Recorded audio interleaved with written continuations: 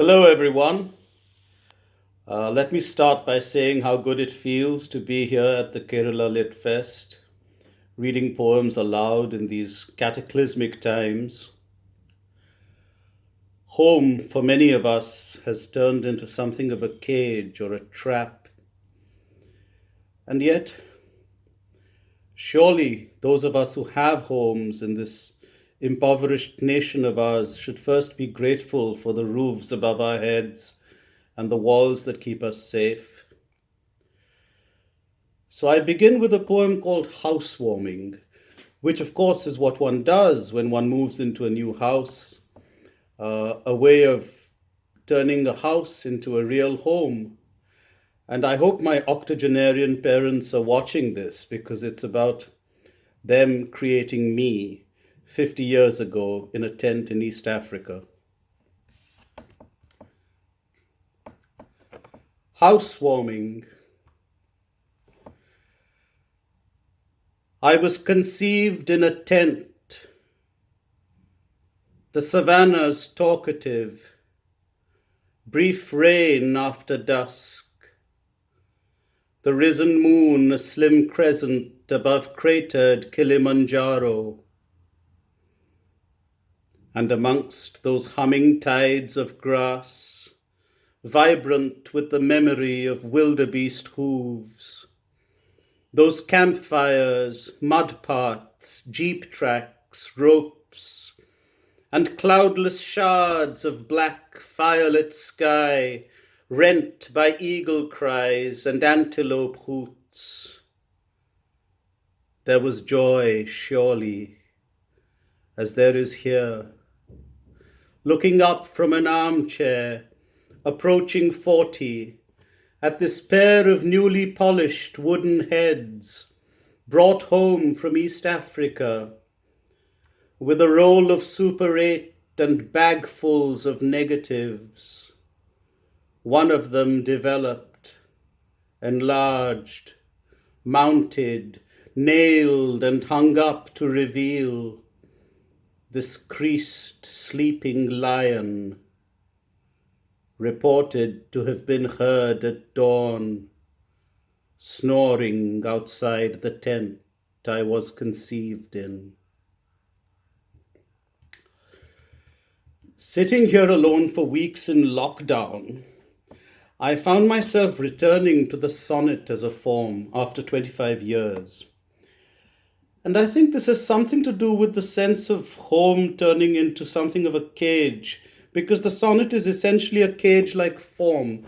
You just have to say everything in 14 lines. Before the international crisis set in last year, I had Hindustani concerts lined up in London and Manchester, and I'd planned to travel around Europe, which all had to be cancelled, of course. But strangely enough, then came the realization that, unlike someone I grew up with, I'm not really a born traveler. I'm most comfortable in my domestic space. So, the first sonnet I'm going to read today is called Brazil, and the object addressed is a globe. Brazil. When first she brought you home, I must have been 7. She who had flown in triumph halfway around you. Now past 50, I know I have not been forgiven for being so unlike her.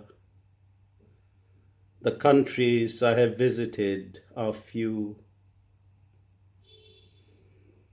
From the shelf where you sit, Brazil stares me in the face, amidst wide strips of unconquered sea and land.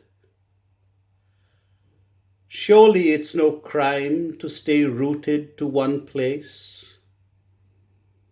I have moved in ways she could never understand, gazing at what's right here as it sees from an airplane.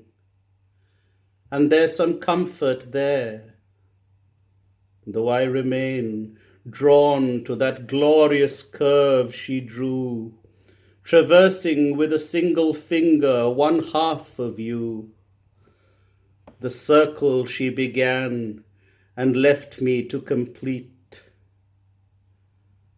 Wiser by far, mother, not to compete. And I'm going to end with a sonnet about nocturnal fornication with an apparition. It's called That's How It Feels. That's how it feels.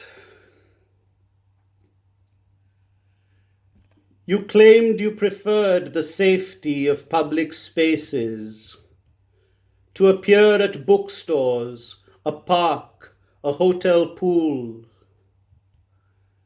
I had grown attuned to your frequent assaults on sleep, till late last night you chose to blast the rule and accost me in a room where only you could see me.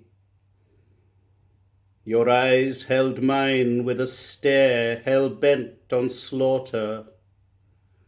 I recall a feverish ripping of shirts, the pressure of nails on astonished skin, but little thereafter, except the sound of the flesh crying out for more. When you bit my lips, I'm certain they bled. You loosened your grip, then rose and reached for the door. A salt lamp quivered in the dark. There, you said. I told you one day you'd get what you've always longed for. That's how it feels to get fucked awake by the dead. Thank you.